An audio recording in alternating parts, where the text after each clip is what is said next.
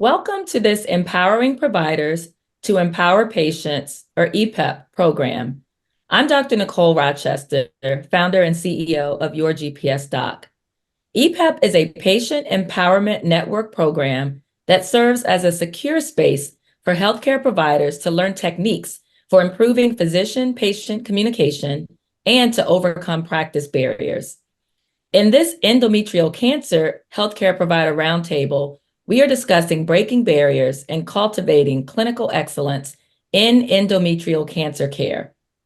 This program aims to improve healthcare provider awareness of screening and access disparities to specialized care in endometrial cancer, while also addressing solutions to overcome practice barriers such as lack of awareness, outdated practices, and inertia. Today, we'll talk about some of the complexities of endometrial cancer care and will provide healthcare providers with the insights and tools needed to navigate challenges effectively. Our discussion will cover enhancing healthcare provider awareness of diagnostic and access disparities to specialized care in endometrial cancer, actionable strategies to overcome practice barriers in endometrial cancer care, and empowering providers through fostering a culture of innovation and continuous improvement in clinical practice. It is my privilege to be joined by Dr. Radhika Gogoi from Karmanos Cancer Institute. Dr. Gogoi is a dedicated clinician and cancer researcher focused on exploring the Hippo pathway in gynecologic cancers, aiming to uncover novel therapeutic approaches. Thank you so much for joining us today, Dr. Gogoi. Thank you, Dr. Rochester, and thank you for having me. It's great to be here. It's also my honor to be joined by Dr. Charlotte Gamble, gynecologic oncologist at MedStar Washington Hospital Center and MedStar Southern Maryland Hospital. Dr. Gamble is dedicated to taking care of patients who have historically been marginalized and are vulnerable to poor health outcomes. Her research examines the role of safety net hospital systems in gynecologic cancer care. Thank you so much for joining us today, Dr. Gamble. Thank you so much for having me. It's a pleasure to be here. So we're going to start today's discussion by diving into enhancing healthcare provider awareness of diagnostic and access disparities in endometrial cancer care. And I want to start by just framing the current situation. Black women are twice as likely to die from endometrial cancer when compared to their white women counterparts. There is no current screening test for endometrial cancer, and diagnosis is usually made after patients present with symptoms. Sadly, the list doesn't end there. So I'm going to start with you, Dr. Gogoi. What are the primary barriers to accessing specialized care for endometrial cancer that you've observed in your practice and perhaps in others? So thank you for that question. I guess I just want to start by just level setting a little bit and talking about specifically endometrial cancer disparities. So unlike other gynecologic cancers, which actually have been shown to be decreasing in incidence, endometrial cancer is actually one of the cancers that is increasing. We know that low-grade endometrial cancers really have an excellent prognosis, but higher grade endometrial cancers really have a much poorer prognosis. And that's the specific subgroup that seems to be increasing in all women. Black women, again, as you mentioned, have the lowest survival rate, and that is even when corrected for the specific type of endometrial cancer and the stage of endometrial cancer. So with that sort of background and problem, the question really becomes, how do we allow and educate our patients about the barriers that they face when accessing specialized care? And so some of the barriers, at least that I've noticed, and certainly in the hospital that I practice in, is really, as you pointed out, that there is no good current screening test. Black women tend to have a delayed onset from the time of their symptoms, which in this case is really postmenopausal bleeding, to actually obtaining a diagnosis. And there are studies that have shown that some of that is education. They tend, or there is an understanding that perhaps postmenopausal bleeding is not as significant an issue doesn't lead necessarily to obtaining healthcare, which, as you can appreciate, then delays the onset of the diagnosis. There is also that Black women present with more advanced disease. This is, again, likely due to the delay in diagnosis and the delay from diagnosis to getting treated. Thank you. Thank you, Dr. Gogoi, for level setting and for getting us started with a better understanding of those disparities. And I'd love to go to you, Dr. Gamble. In your experience, what are the primary barriers to addressing specialized care for endometrial cancer?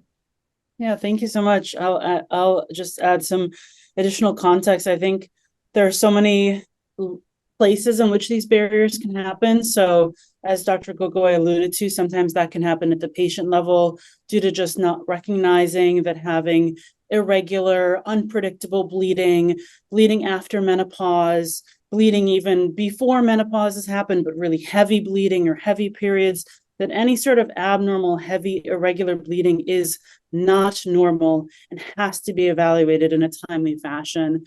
But that's at the patient level, and sometimes people have competing priorities where they might recognize that it's a problem, but not be able to make it to their doctor's office, have other kind of things that are happening in their day-to-day lives where they just are not able to prioritize their own health.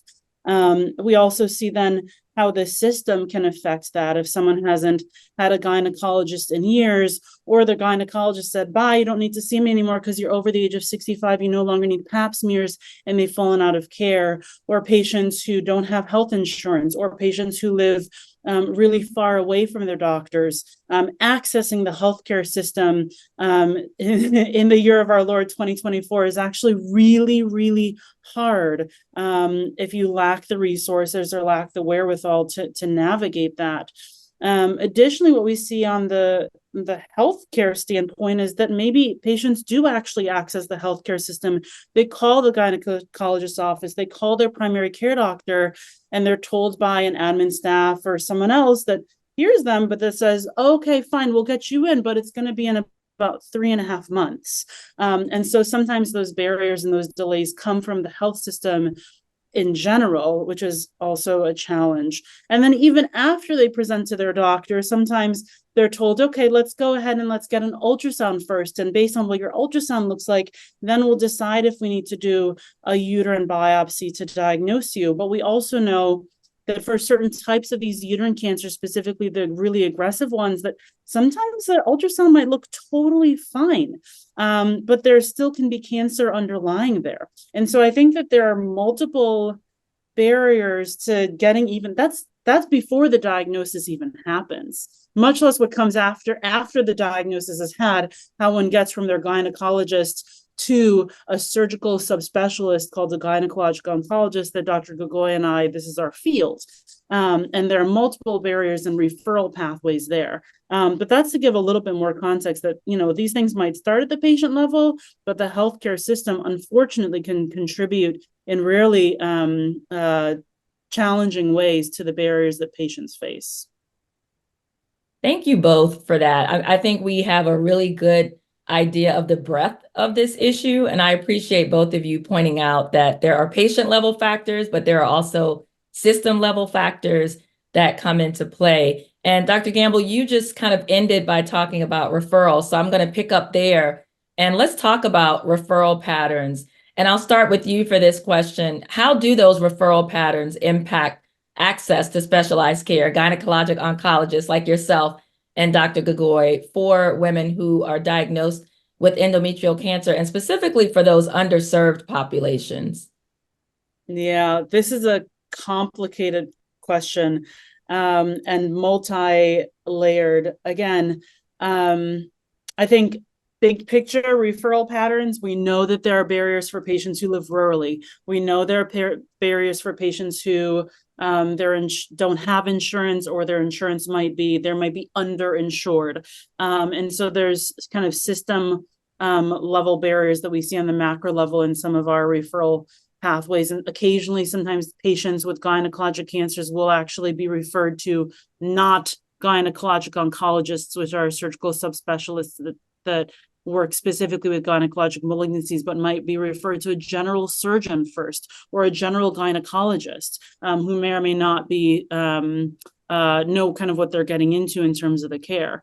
I think what I've noticed in real life is that, like, when I'm getting referrals, sometimes I'm getting a text message, sometimes I'm getting an email, sometimes getting a message in the medical record system, and the referrals are coming in many different ways. Occasionally patients are calling themselves. And so the ways that referrals actually then happen in real life and how those spread to kind of the macro levels is really interesting to me. It can be very complicated, very complex. And I think this is where the role of having healthcare navigators comes into play, where folks can really assist patients in getting to the right surgical subspecialist.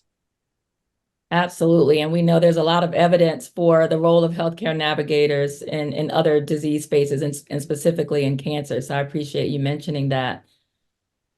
We've talked a little bit about patient level factors and we've talked about system level factors.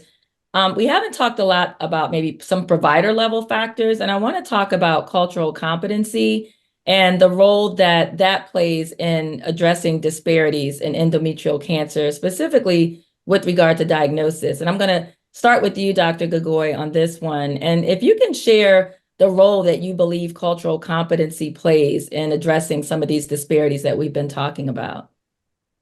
Yeah, so I think you heard from us a little bit that oftentimes some of the symptoms that our patients have had are either ignored or patients haven't had a chance to fully address them, or the providers haven't fully evaluated kind of the importance of their symptoms. And I think, so again, I think nurse navigators, community educators are essential in sort of educating our communities about the importance of seeking care when you have sort of the symptoms that Dr. Gamble talked about, and in a really timely fashion. I think that that's really important as well.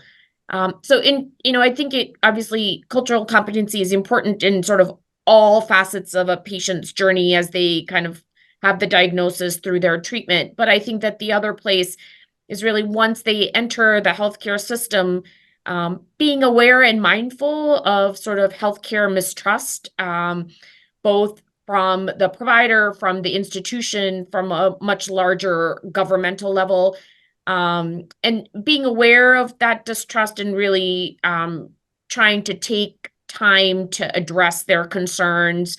That specifically at least comes up a lot in terms of clinical trials, where we know that minority populations, Black patients are vastly underrepresented. And so I think specifically in that area, there is really the opportunity to do a much better job in providing transparency about the trial design, about recruiting specifically minority patients.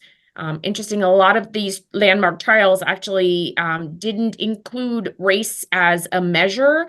And so we know that they're underrepresented, but we actually don't know how much minority populations are underrepresented. So important to really understand where patients are coming from when they enter a health care institution. Absolutely. Thank you. Thank you so much for that. Dr. Gamble, can you speak to awareness? You spoke about the fact that sometimes patients are referred to perhaps the wrong provider. They were sent, you mentioned, to a general surgeon instead of to a gynecologic oncologist. And so we can imagine that there may be some challenges both in the primary care setting and perhaps even among general obstetrician gynecologists. So can you speak to how we can elevate the level of awareness to enhance healthcare provider awareness of diagnosis and access disparities and really appropriate referral patterns? Yeah, absolutely. I think it's a tough question. I think it's, again, like all things, it's a little bit nuanced. Sometimes, again, different levels of providers, different parts of the country, everybody practices a little bit differently. So everyone knows once you get a cancer diagnosis, you should probably go to a cancer specialist. And so generally that's, coming to a gynecologic oncologist generally, or that sometimes that's going to a medical oncologist. But occasionally, sometimes patients will have symptoms where it's just abnormal bleeding and they're seeing a general gynecologist who then does a hysterectomy and there's a surprise diagnosis of an endometrial cancer. Usually hopefully they're not making it too much to kind of the general surgery pathway. Our general surgery colleagues are awesome, but it's kind of a different kettle of fish, and the type of hysterectomy that's needed and the type of specific surgery that's needed to include lymph node assessment is different for somebody who's getting a cancer surgery for uterine cancer compared to, let's say, for fibroids or for adenomyosis or a non-gynecologic cancer situation. I think, again, I'm on the receiving end of all of this, so I see patients who have made it to my doorstep and gotten kind of through the hoops and the barriers, but there's definitely those out there that we know from the data somehow ended up with their surgery not exactly in the appropriate hands. And it's hard to say. I don't know if I actually even have advice for like how this is supposed to happen. I think we need to understand kind of the as Dr. Gogoi alluded to earlier, just kind of how prevalent endometrial cancer is right now, and how the rates are rising, and that abnormal bleeding has to be taken very seriously. And the thing that I harp on the most is a normal ultrasound does not mean there's nothing else to explore. There has to be a tissue biopsy, and really impressing that on both patients as well as the first kind of people that they see, either their primary care doctor or even a nurse practitioner, a physician assistant. Just because there's a normal ultrasound does not mean that your work is done.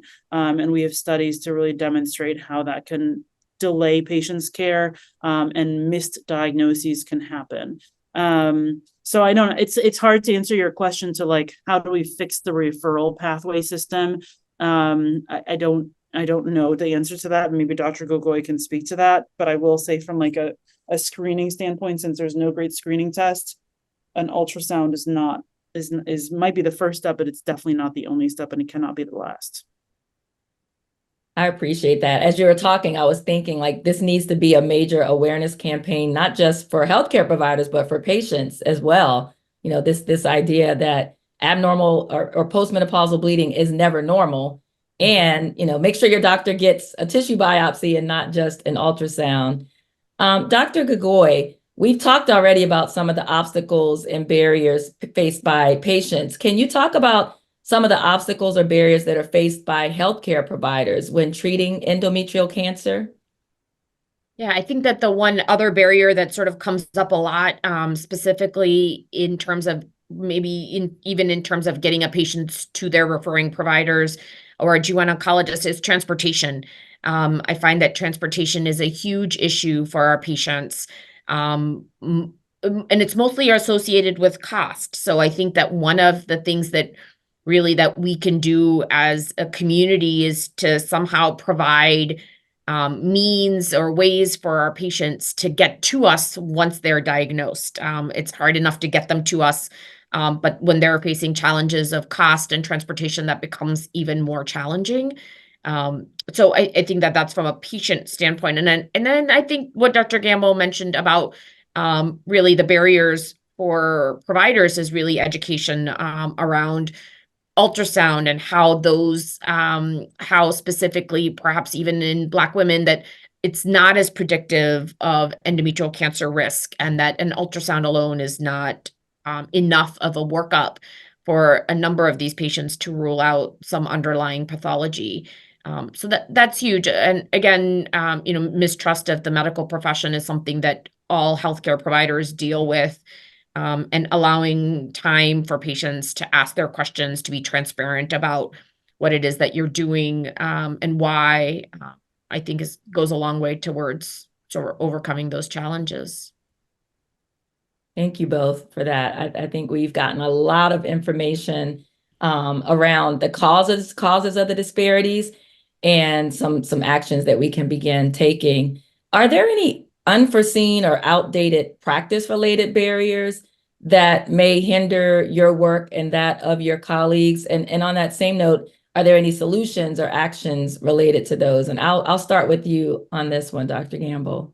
starting all the way back, I think an outdated practice is not listening to patients and not recognizing your own privilege as a provider. I think that, to Dr. Gogoi's point that she's mentioned a couple of times now, it's that, I mean, I have innumerable patients that just felt that they were not listened to, felt that they couldn't, that their stories were not being heard, that they faced no's at multiple levels in trying to seek care for abnormal bleeding, and come to me very frustrated and kind of wary. And, you know, I think just really understanding how vulnerable patients are when they're seeking care, and being cognizant of the privilege that we have as healthcare providers is something that is more contemporary, compared to an outdated practice of being very paternalistic.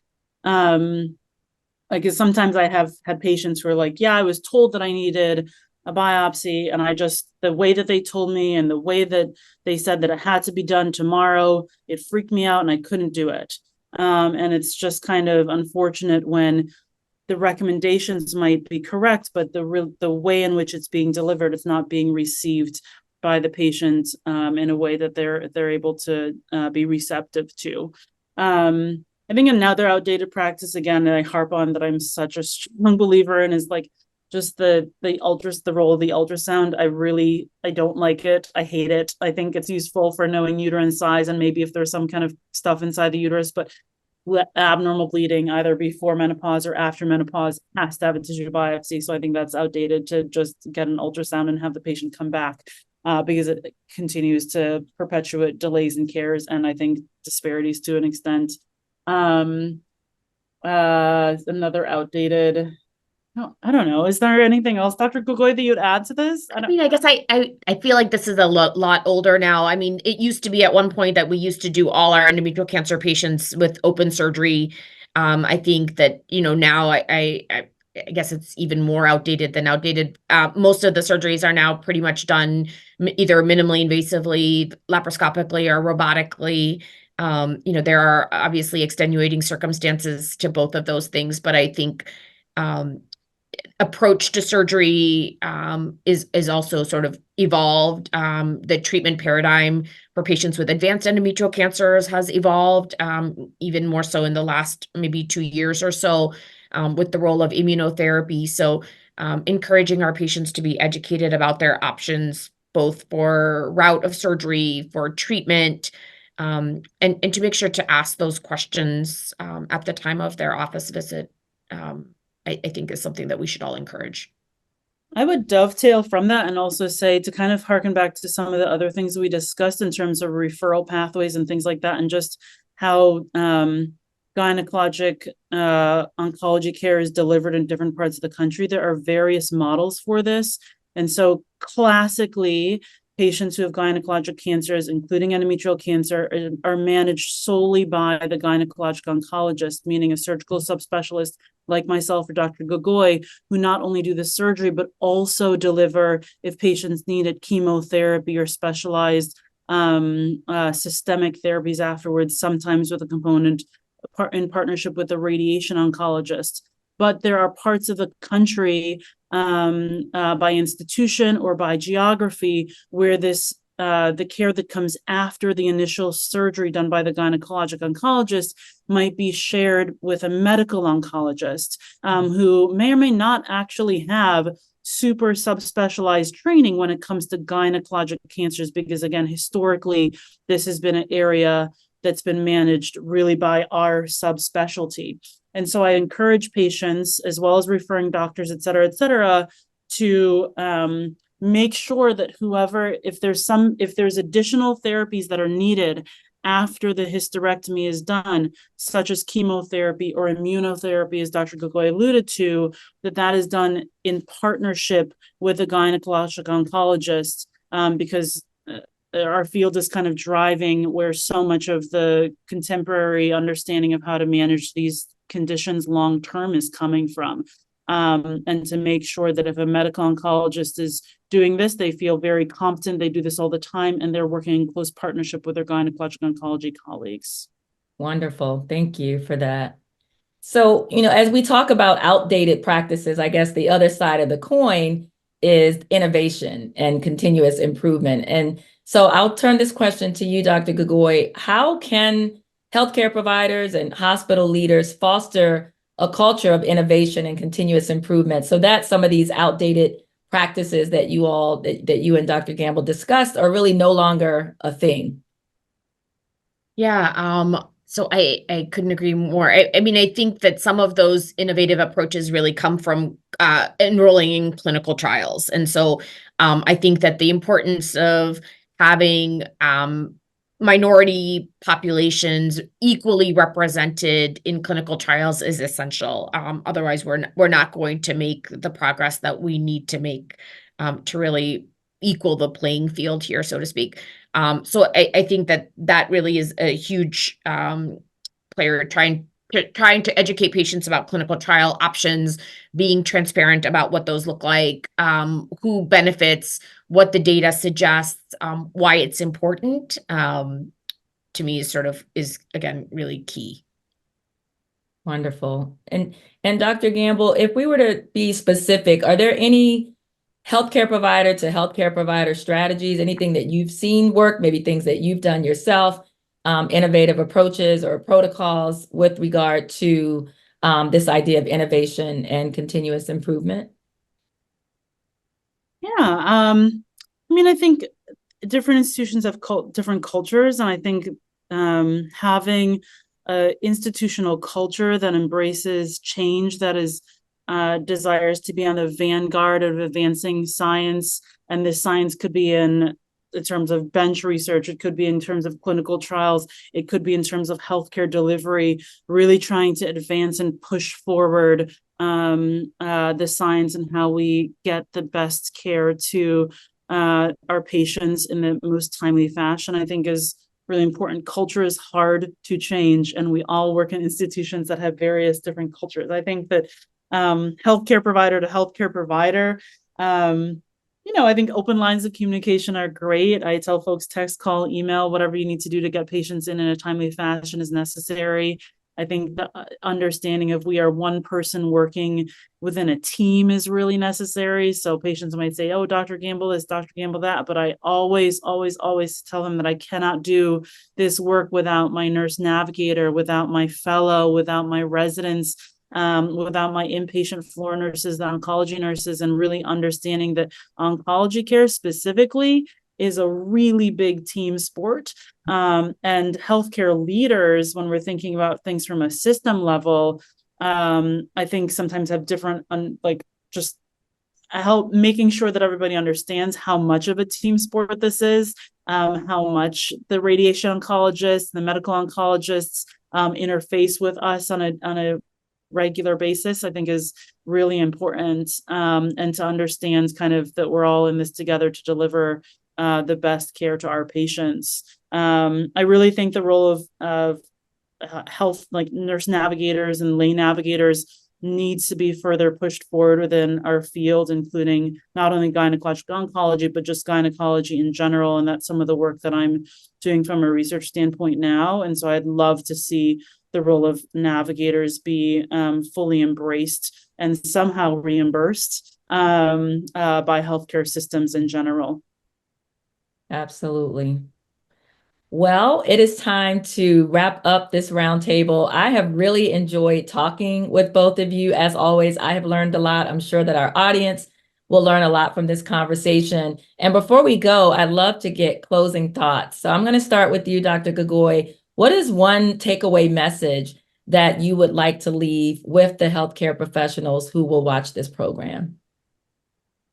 So I guess the one takeaway would be that I as I think about my role in sort of disparities prevention, if you say, it is really as an educator. And so the importance of community education on symptoms, on diagnosis, on treatment approaches.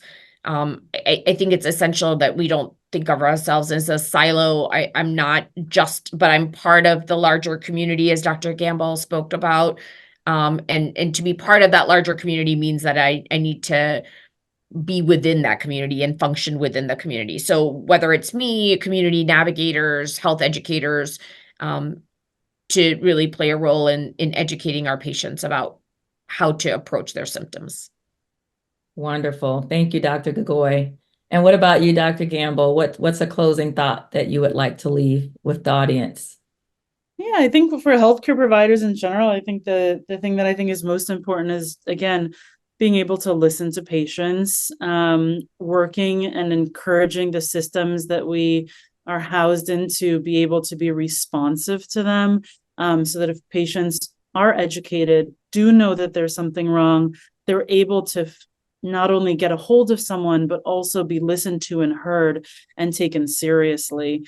And we have a lot to do in that regard. So I think just understanding, again, our role and how privileged we are to be in our jobs and this line of work, and being able to leverage that to listen to patients and get them the timely care that they need.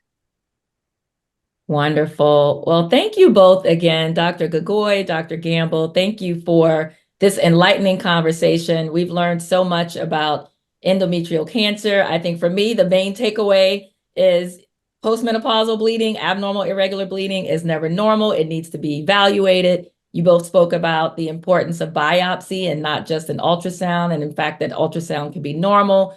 And with regard to disparities, I really appreciate both of your thoughts around community education and this being a team sport and listening to our patients. So again, thank you so much for being here today. And thank you all for watching the program and tuning in to this Empowering Providers to Empower Patients Patient Empowerment Network program. I'm Dr. Nicole Rochester. Thanks again for watching.